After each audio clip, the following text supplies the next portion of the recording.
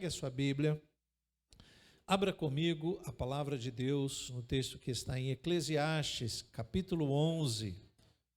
Eclesiastes, capítulo 11, nós vamos ler os versículos de 6 a 8. Eclesiastes, capítulo 11, versículos 6 a 8.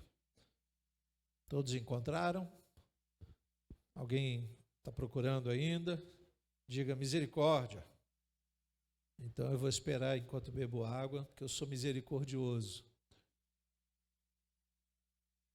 Eu tenho incentivado você a trazer a sua Bíblia, a usar a sua Bíblia, mesmo que a gente tenha toda a tecnologia a favor. É tão gostoso quando a gente sabe onde está o texto, né? A gente procura e acha. Eclesiastes, capítulo 11. Eclesiastes está bem pertinho aí de Salmos, Provérbios, é mais fácil você achar. Capítulo 11, versículo 6 diz assim: Semeie a sua semente de manhã, e à tarde não fique de braços cruzados, porque você não sabe qual irá prosperar, se esta, se aquela, ou se ambas serão igualmente boas. Doce é a luz e agradável aos olhos é ver o sol. Mesmo que alguém viva muitos anos, deve alegrar-se em todos eles. Contudo, deve lembrar-se de que há dias de trevas, que serão muitos, e que tudo o que virá é vaidade. Feche seus olhos, vamos orar. Querido Deus e eterno Pai, nós somos gratos a Ti por essa oportunidade que o Senhor nos concede de ouvirmos a Tua voz, de sermos ministrados na Tua palavra. Dá aos Teus filhos sabedoria dos altos céus, para ouvirem atentamente e cumprirem o Teu querer. Em nome de Jesus nós oramos, e que todos que creem digam amém. Você pode tomar o seu lugar. Eu recomendo, desde já, que você que ainda não conhece o canal Gama e Prisma, o canal do YouTube da nossa igreja. Lá no YouTube você tem todas as mensagens, ou a maioria das mensagens, e eu recomendo que você acesse, procure essa mensagem nos próximos dias, semanas, e depois envie para alguém que não veio. Sabe aquela sensação de que quando recebemos algo que vai ser importante para nós, pode abençoar a vida de outras pessoas também? Você já deu dica de remédios que fizeram bem a você, mesmo você não sendo médico? Você disse, olha, eu tomei esse remédio e fiquei bom. Por mais que você esteja errando por não ser médico, você quer o melhor da pessoa. Então eu entendo que esta palavra pode ser muito útil para a sua vida, como toda a palavra de Deus, mas um tema que Deus coloca no meu coração e que você pode e deve compartilhar. Depois que você acessar lá no YouTube, você manda o link para os seus amigos, porque eu entendo que precisamos aprender um pouco mais sobre vida financeira. É o tema da nossa mensagem, sobre prosperidade. E lá no canal Gama e Prisma, você procura lá canal Gama e Prisma e você vai enviar para alguém, porque nessa noite, queridos, há pessoas que não puderam vir, lógico, por conta dos trabalhos. Tão difícil chegar no meio da semana na igreja, pessoas que estão ainda no trânsito ou estão trabalhando. Mas nós temos ainda, e talvez eu digo, talvez porque não estejamos trabalhando como devíamos. Há muitas pessoas que hoje não estão aqui ou não estão em igreja alguma, porque ainda não conhecem Jesus, porque ainda não têm um relacionamento com Ele. Já ouviu falar, é amigo do amigo que é crente, é amigo do amigo que é cristão, mas não tem uma relação direta, não aprenderam a confiar em Jesus. Então, para algumas pessoas, o culto passa a ser um momento social, um momento gostoso, um momento de rever amigos, de ouvir uma palavra, mas devemos pensar de uma outra forma. Há pessoas que ainda não foram devidamente alcançadas, e talvez a culpa seja nossa no sentido de igreja geral, não desta igreja. Há pessoas que talvez já tenham nos visitado e não receberam o abraço devido, ou não entenderam o que é ser igreja. Então eu peço que você ore por essas pessoas e também por aquelas que nesse momento, a uma hora dessas, ainda está correndo atrás da prosperidade. Pessoas que acabam não tendo mais tempo para Deus, porque todo o tempo está tomado. E geralmente o nosso tempo é tomado com o objetivo de prosperarmos, de pagarmos as contas. Eu ouvi isso de um irmão certa vez: pastor, eu infelizmente não tenho esse tempo. Qual tempo? Eu disse para ele. Ele disse: esse tempo que o Senhor tem. Eu disse: sim, mas eu não venho sozinho à igreja. Muitos irmãos e irmãs vêm à igreja e eles encontraram tempo para Deus. Digo a você que você deve achar um tempo para Deus. O que ocupa tanto o seu tempo? Ele disse: trabalho. E eu disse: mas é ótimo que você trabalhe. E eu recomendo que você esteja sempre trabalhando para sustentar a sua casa, a sua família. Mas quem não separa tempo para Deus, eu entendo que está perdendo tempo. Então, nesse momento, há muitas pessoas que estão trabalhando, sim, precisam pagar as contas, estão presas no trânsito, ainda não conseguiram se libertar ou ter um horário livre, né, para que possa chegar à casa de Deus. E eu falo isso no meio da semana, falo isso no domingo. Estamos vivendo tempo em que as pessoas não têm mais domingo, não tem mais o sábado da família, não tem mais tempo para nada. Então, eu quero que você pense nessas pessoas, porque são tempos difíceis. Nós temos aprendido bastante sobre muitos e novos métodos de se alcançar a prosperidade. A gente ouve de tudo, irmãos. A gente ouve das jogadas financeiras, das pirâmides, dos métodos criados recentemente, mas na verdade é uma cópia de tudo que já existia. E quando esse tema prosperidade vem ao meu coração, a gente sabe que há algumas pessoas que elas têm uma facilidade para lidar com as finanças. Pessoas que estudaram contabilidade, economia, ou que têm um talento natural. Você lembra da parábola dos talentos de Mateus 25, quando o texto diz que uns enterraram, o outro multiplica, um multiplica mais. Há pessoas que têm talentos para lidar com o dinheiro, fazer bons negócios. Mas é bem verdade que ainda temos pessoas muito desatentas e são ludibriadas o tempo todo na vida financeira. E nesse fim de ano, talvez haja uma preocupação, diria eu, entre aspas, de Deus, em alertar a sua igreja de que nós podemos entrar em caminhos tortuosos. Essa expectativa de virar o ano, você sabe que todo final de ano, o ano inteiro tem promoção de loterias, mas no final do ano, eles são enfáticos em dizer: vai ser a sua bolada. Talvez seja de alguém, mas pautado na roubalheira de milhões de pessoas. Se tiver 1 ou 10 ganhadores, esses ganharam dinheiro dos milhões que depositaram confiança de que ganhariam. Então veja que o sentido é esse, essa ideia de tirar aquilo que é seu. Então eu chamo de desatentos, para não dizer espertalhões, aqueles que acabam entrando em atalhos perigosos. Há outros ainda que pensando em prosperidade, não acreditam em Deus ou na ação de Deus. Quando nós lemos em Gênesis, quando Deus diz para o primeiro homem, Adão: com o suor do teu rosto comerás o teu pão, ele estava transformando a maldição que havia sido lançado na vida em bênção. Trabalho pode ser chamado de bênção. O salário que você recebe é uma bênção. Mas dependendo de como você enxerga, você pode se transformar num idólatra de si mesmo. Você pode trabalhar tanto e não possuir nada. Você pode depositar num saquetel furado. Você pode depositar sua esperança em coisas que não te levam a nada. É impressionante o número de pessoas que buscam atalhos para ter a visão da prosperidade ou obterem lucro. E eu digo até pessoas honestas, estou falando de pessoas boas, que desejam melhorar um pouco de vida, mas esbarram em algumas questões muito sérias. Primeiramente, não acreditam em Deus ou não acreditam na ação de Deus, no modo de Deus interagir e dar sabedoria para você fazer um bom negócio, por exemplo, para você se desviar das propagandas enganosas. Se você for um desatento, você vai entrar por caminhos tortuosos nas propagandas enganosas dos últimos dias. Aquilo que é vendido, que não serve para nada.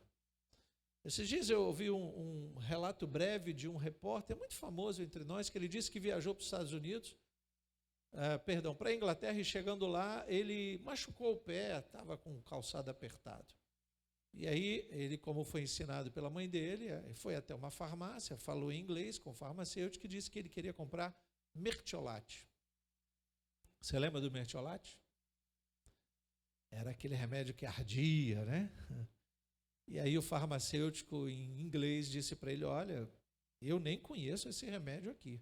Vou chamar o meu superior. Chamou o superior, ele abriu um livro enorme, procurou lá na letra M, achou e disse, sim, esse remédio só é vendido no Brasil, no México, num país da Arábia, mas o mundo inteiro não usa esse remédio. Ele disse, mas por quê? Faz mal? Ele disse, não faz efeito nenhum.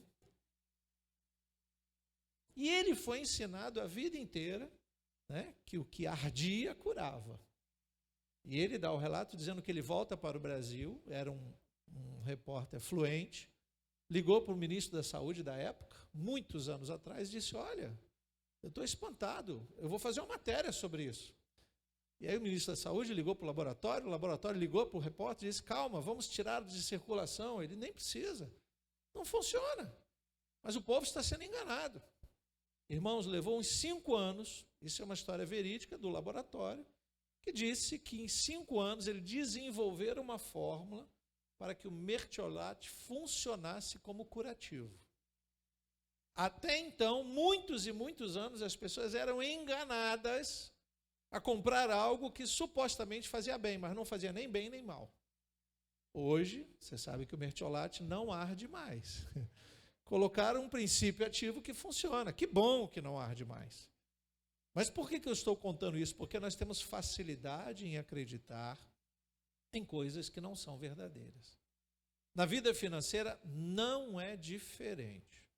A todo momento nós estamos ouvindo histórias de pessoas que desfrutam de um certo conforto, estão aí desenvolvendo habilidades com os bitcoins, o dinheiro digital, transações de dólares, ótimo, para quem entende, maravilhoso, eu falo dos especialistas. Mas para aqueles que não entendem, será que não pode ser mais um laço? Vamos entender isso um pouquinho, queridos, porque nós estamos chegando ao ponto das pessoas não acreditarem mais em nada, porque são muitas coisas ilícitas que são lançadas, e na vida financeira não é diferente. Quantos nesse fim de ano receberão ligações dizendo, olha, você ganhou uma bolada, você só tem que depositar um dinheiro na minha conta e eu libero para você. Coisas desse tipo que você diz, é inacreditável que alguém ainda acredite nisso. Sim, muitas pessoas ainda são enganadas.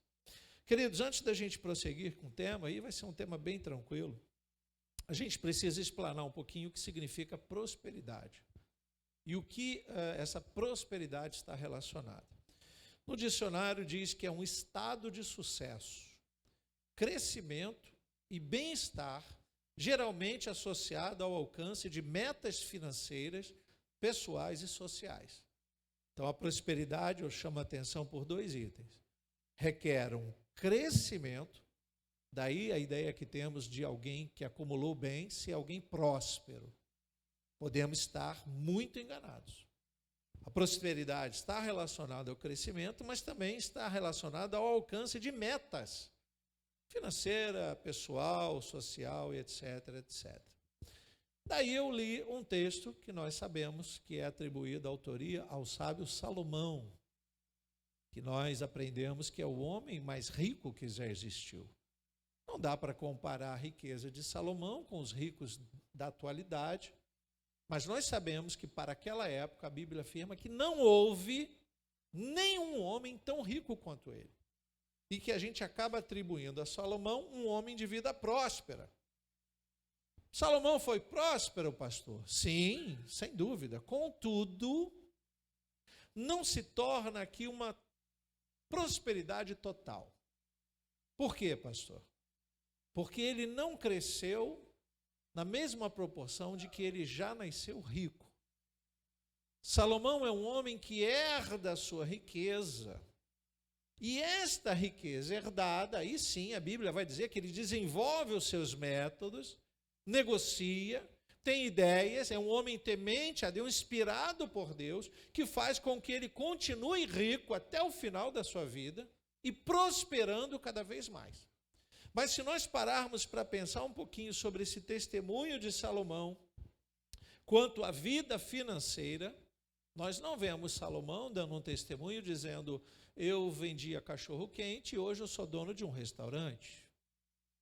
A gente não vê Salomão dizendo: eu aprendi a fazer o amendoim com açúcar e hoje eu sou dono de uma indústria de amendoim.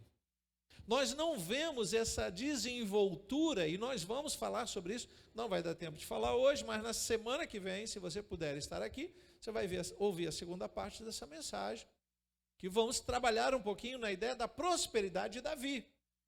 Como hoje estamos aqui ouvindo sobre a prosperidade de Salomão, nós não podemos entender que esse homem tão temente a Deus atribuiria sorte. Você já viu aquela frase nos automóveis: nunca foi sorte, sempre foi Deus? Que lindo isso. Mas infelizmente há pessoas que atribuem a vida próspera à sorte, por não conhecerem a Deus. As mais sábias, logicamente, não vão se entregar ao acaso. Elas trabalham, elas conquistam, elas oram, elas se esforçam, acordam cedo, elas desenvolvem a sua vida de modo a prosperar. Então nós podemos entender que Salomão recebe a herança do seu pai e cabe a ele agora a viver uma vida em prosperidade através daquilo que ele recebeu. Talvez estejamos falando aqui para pessoas que receberam alguma coisa de herança ou que não receberam nada. Mas que se você nada recebeu e chegou a ter algo, então é sinal que você prosperou. Talvez não como você gostaria de prosperar. Dá uma lida comigo, abra sua Bíblia lá em 1º livro de Crônicas, capítulo 29. 1º livro de Crônicas, capítulo 29. Eu vou aguardar que você abra. Veja que aqui nós vamos ler sobre o momento em que Salomão recebe a herança do seu pai. 1 Crônicas 29, versículo 1 diz assim: o rei Davi disse a toda a congregação: Salomão, meu filho, o único a quem Deus escolheu, ainda é moço e inexperiente, e esta obra é grande, porque o palácio não é para homens, mas para o Senhor Deus. Veja que há uma visão de algo que vai ser construído que é muito grande. Versículo 2: portanto, com todas as minhas forças, olha o que diz Davi, já preparei para o templo de meu Deus, ouro para as obras de ouro, prata para as de prata, bronze para as de bronze, ferro para as de ferro e madeira para as de madeira, pedras de ônix, pedra de engaste, pedras de várias cores, de mosaicos e todo tipo de pedras preciosas e mármore, e tudo em abundância.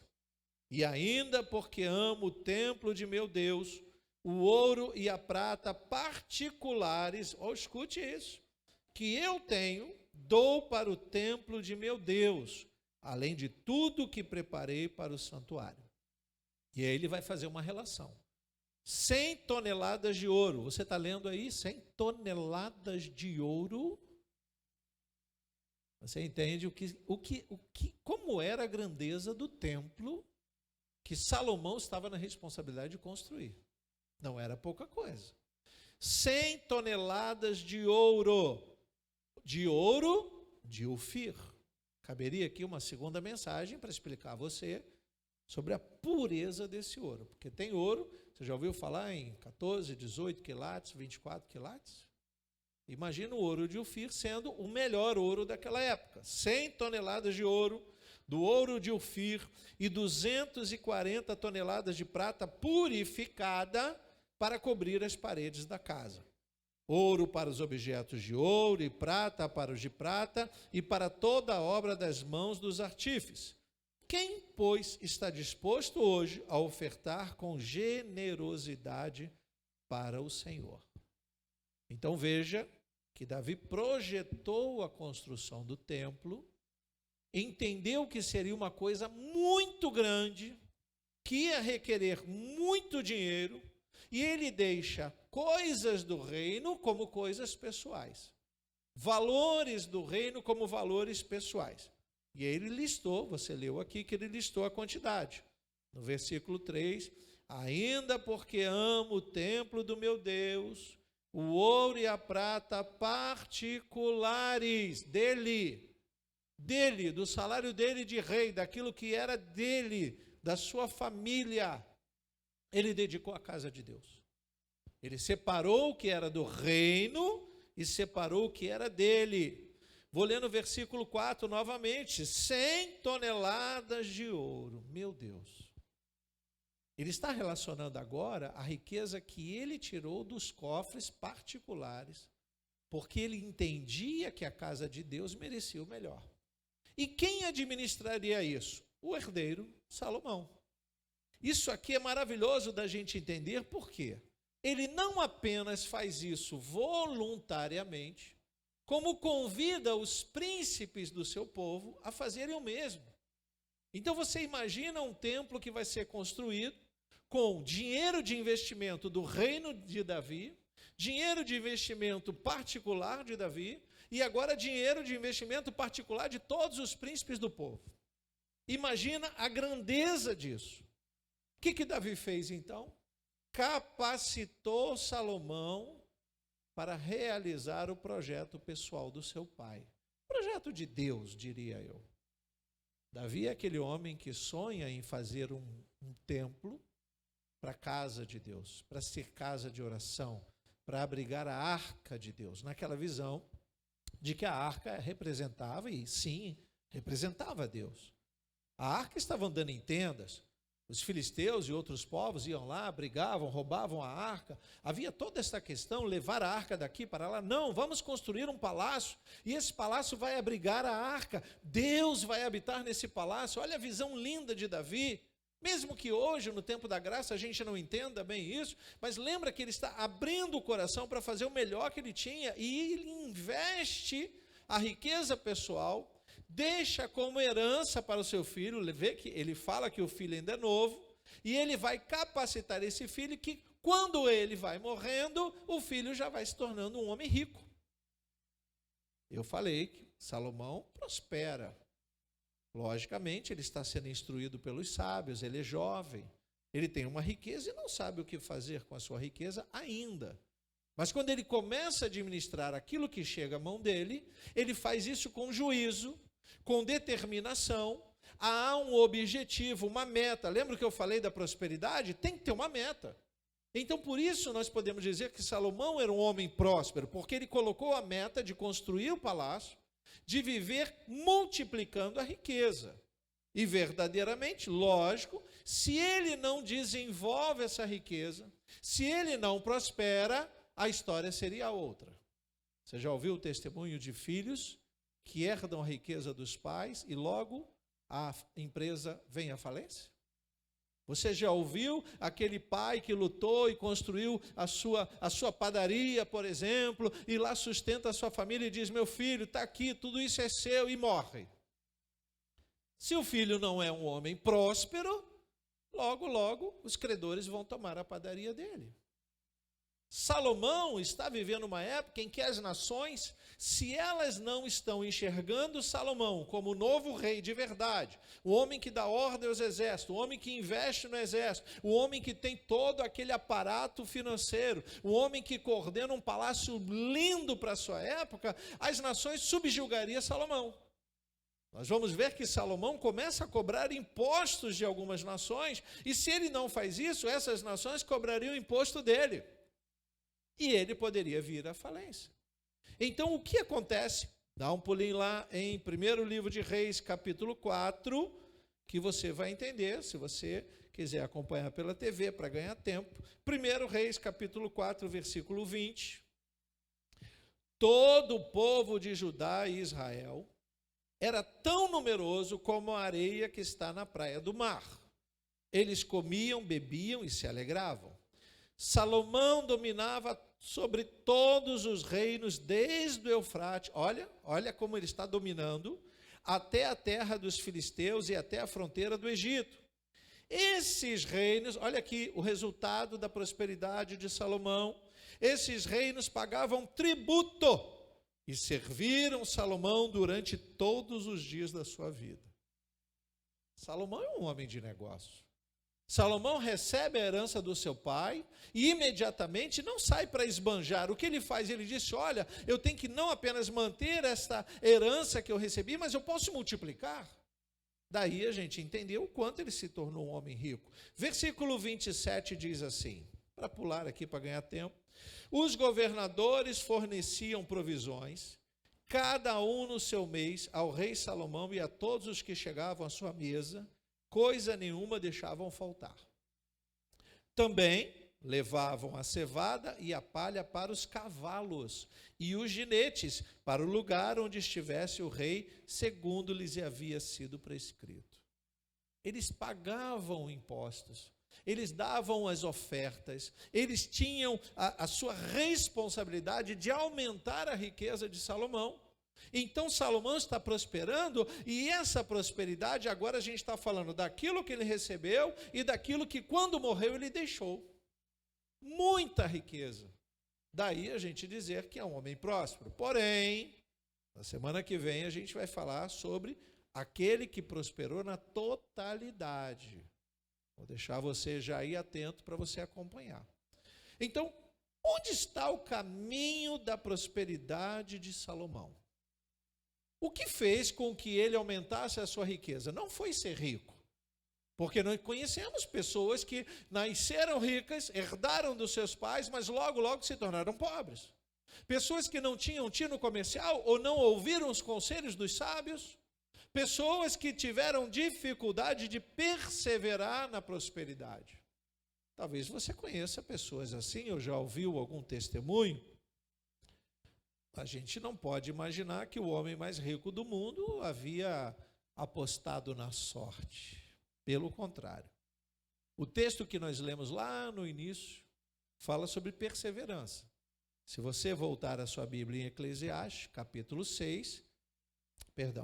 11, versículo 6, você leu lá, quando ele diz, semeie a sua semente de manhã, e à tarde não fique de braços cruzados, porque você não sabe qual irá prosperar, se esta, se aquela, ou se ambas serão igualmente boas. Veja como Salomão dá a dica para aqueles que querem experimentar de uma boa colheita. Se você quer experimentar de uma boa colheita, quantos querem ser prósperos? Diga glória a Deus. A dica de Salomão é maravilhosa. Semeie pela manhã a sua semente, à tarde você semeia de novo. E se der tempo, você semeia à noite também. Isso diz respeito à sua vida. Eu não vou trazer esse contexto para a oferta que você dá na igreja. A visão espiritual está aqui. Ok, isso é corretíssimo. Mas eu estou falando da sua vida em investimento. O que você faz? Negócios? Transações comerciais? Você está distribuindo um currículo? Ah, pastor, eu estou distribuindo um currículo porque uma porta vai se abrir. Aí você leva um ano e faz um único currículo e manda para uma única empresa. Se essa porta não se abrir, você vai ter que levar mais um ano para fazer outro currículo? Não. O que normalmente a gente faz?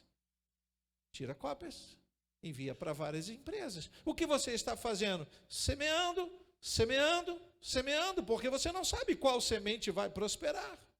Na visão de uma semeadura correta no campo, é exatamente isso. Olha, há o turno da semeadura pela manhã, mas quando chegar à tarde eu vou continuar semeando, porque eu não sei se esta ou aquela semente vai dar resultado. Isso fala de perseverança, irmãos. Isso nos mostra o quanto Salomão foi perseverante, independente das dificuldades da vida. Ah, pastor, eu já mandei tanto currículo, agora eu não mando mais. Ok. Vou ler para você o versículo 1 do capítulo 11 de Eclesiastes. Capítulo 11, versículo 1, está escrito aí, ó. Lance o seu pão sobre as águas, porque depois de muitos dias você o achará. Eu já expliquei isso aqui em tantas mensagens. Salomão está observando a cultura egípcia, que sofria com as inundações do rio Nilo. Eles plantavam, tudo acontecia em volta do rio. O rio era a visão de prosperidade do Egito. Só que de tempo em tempo havia uma enchente e aquela prosperidade deles ia por água abaixo, porque inundava tudo. Então o que Salomão observa? Que eles lançavam o trigo nas águas, e quando as águas baixavam, o sol voltava a aquecer a terra, aquela semente que morria germinava e voltava a crescer, trazendo de volta a colheita. Isso significa que quando nós nos deparamos com a enchente, com a dificuldade da vida, nós não podemos esmorecer, queridos. Ele vai dizer aí, versículo 4, quem somente observa o vento, nunca semeará. E o que olha para as nuvens, nunca fará a colheita. Você sabe que Salomão, é dado a ele também a autoria de provérbios, né?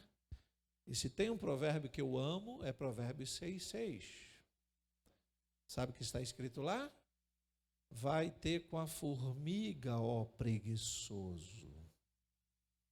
Quanta sabedoria! Ele olha para a formiga trabalhando sem cansar para juntar no seu celeiro. É disso que ele está falando. Ele está falando que a prosperidade está vinculada a uma perseverança, a um desejo de prevalecer. Mas se o desemprego está grande, eu vou procurar uma porta, e Deus é aquele que abre porta, e se as portas estão fechadas para todo mundo, para mim estará aberta, louvado seja Deus. A relação de um homem com Deus mostra a diferença. E nós precisamos entender isso, que se eu ficar sentado à beira do caminho, olhando o vento e dizendo, está ruim, né? Está tudo ruim, o Brasil está ruim, o mundo está ruim, e dinheiro não é para... E você vai passar necessidade. Veja que a palavra prosperidade está vinculado aqui a você entender que não é para todo mundo a mesma coisa. Como eu ouço pessoas desanimadas sobre situações políticas, situações financeiras, sobre os problemas da sua própria família. Ai, pastor, não dá certo, porque eu já tentei. Eu falei, calma, você tentou todas as possibilidades? Por que você não olha para aqueles que insistem, como Salomão, e não apenas receber e manter o que ele recebeu, porque Salomão recebeu uma boa bolada.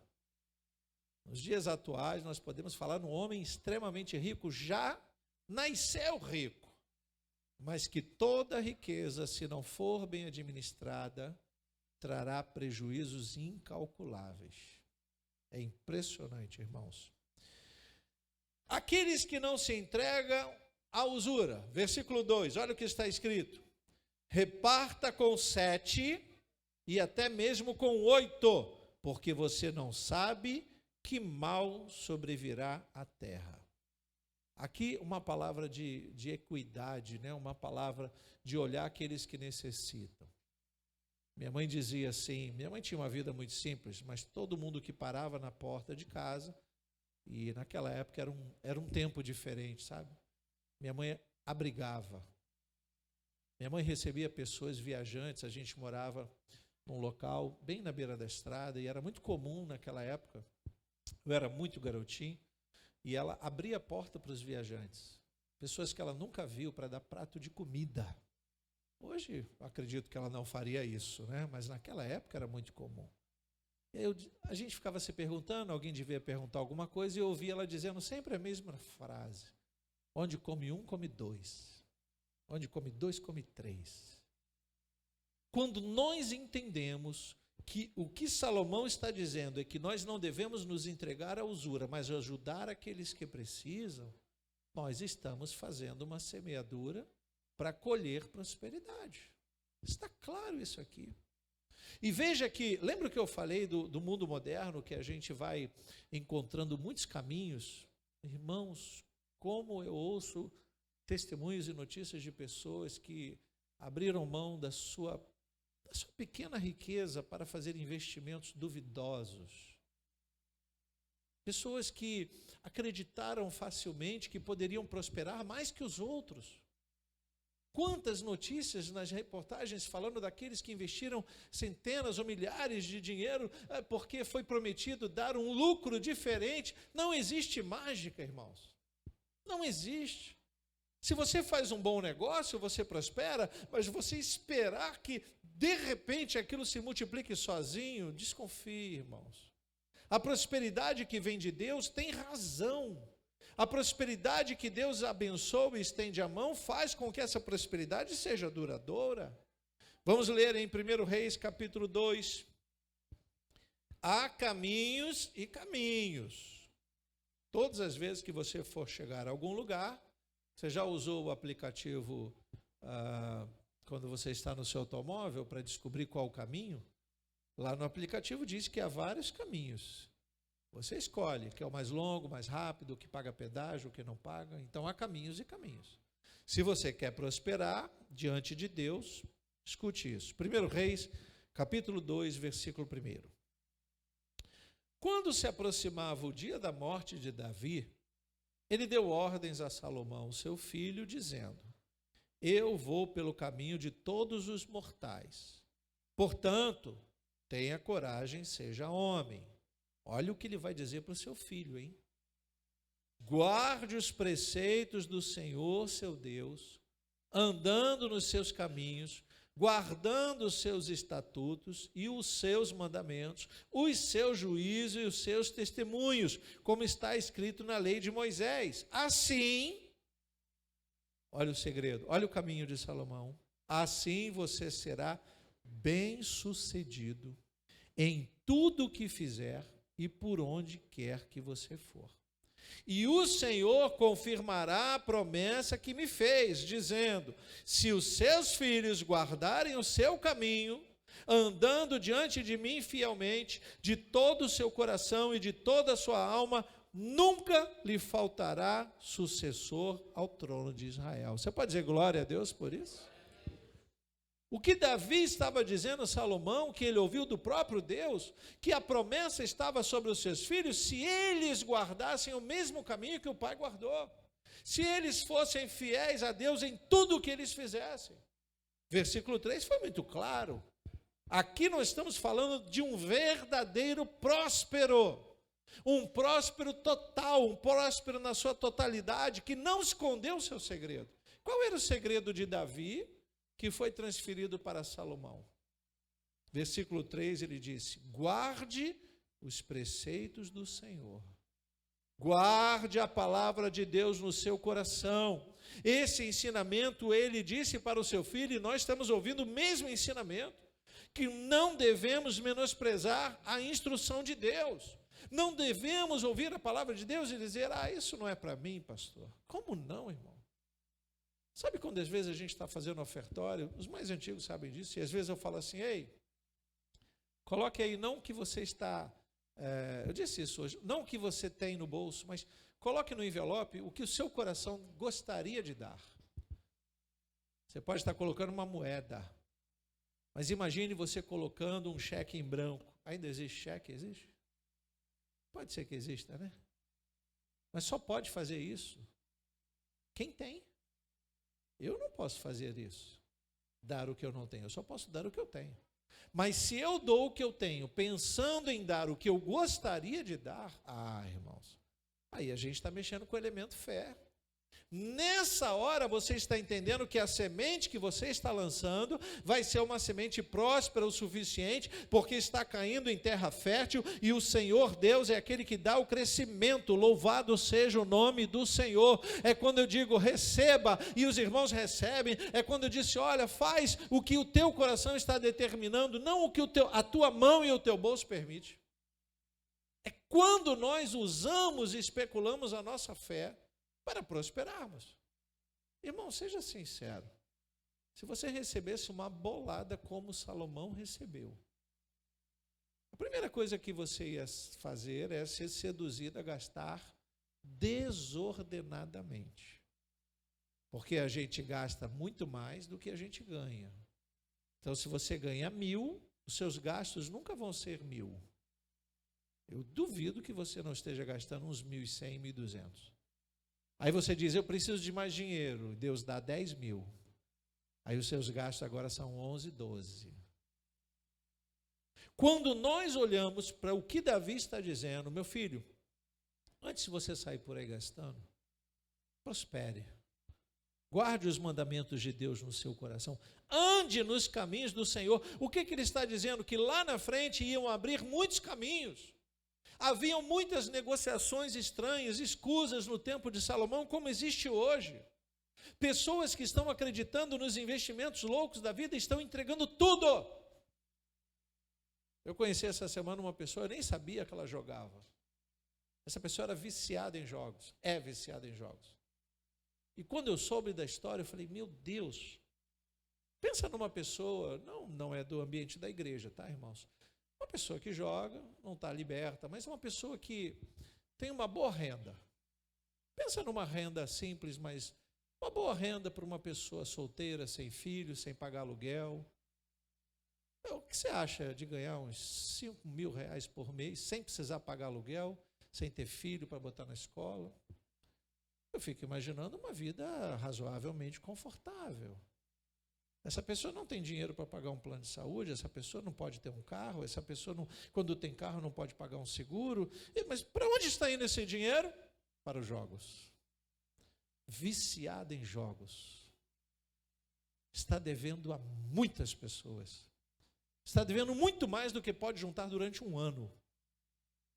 Lembra o que eu falei? Os desatentos. Aqueles que acreditaram que a prosperidade viria da sorte. Está aí, irmãos. E vai eu dar o conselho, ande nos caminhos do Senhor. Mas eu sou religioso, religiosa. Não é disso que eu estou falando. Aprenda os preceitos de Deus.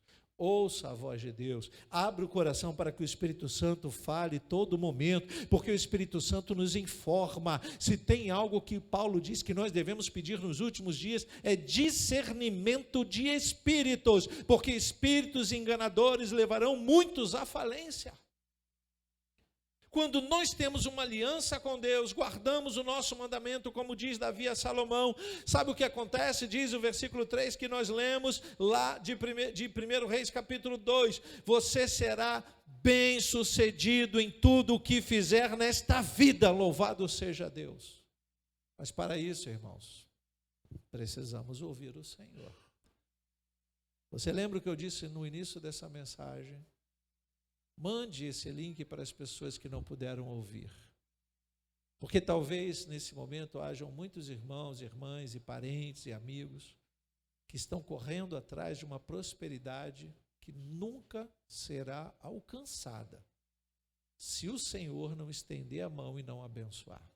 E se for alcançada, como muitos alcançam, pelas estratégias, pelos métodos, até mesmo pela sorte, não são duráveis.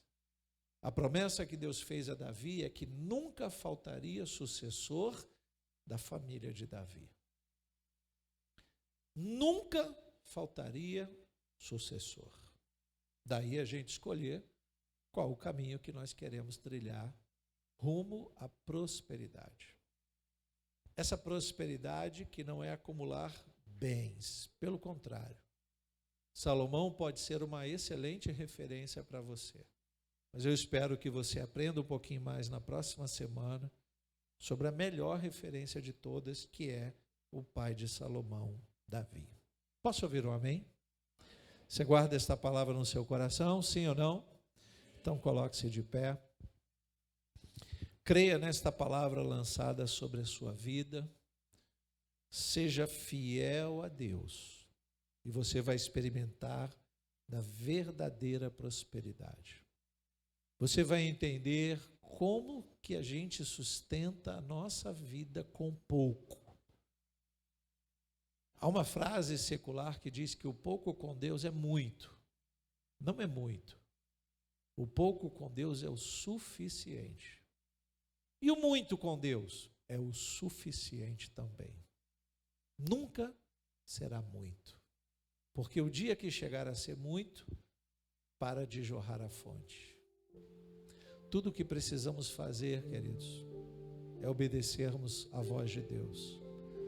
Prospere, trabalhe, confie, faz o que está ao alcance das suas mãos e deixa Deus fazer a parte que lhe cabe. Amém? Eu libero sobre a sua vida essa palavra de prosperidade. Agrada-te do Senhor e Ele satisfará o desejo do seu coração. Curva a sua cabeça, feche os seus olhos. Obrigado, Senhor, pela Tua palavra ministrada aos nossos corações nessa noite. Talvez tenhamos aqui irmãos e irmãs que estão se perguntando: pastor, como eu faço para ter uma vida mais digna? E a resposta é: obedeça a Deus, seja fiel ao Senhor, persevere em ouvir a voz de Deus, não desanime com as dificuldades da vida. Você não precisa dar a volta por cima, o Senhor te levantará, louvado seja Deus, porque Ele ama abençoar os seus filhos, para que o nome dele seja exaltado. Aleluia.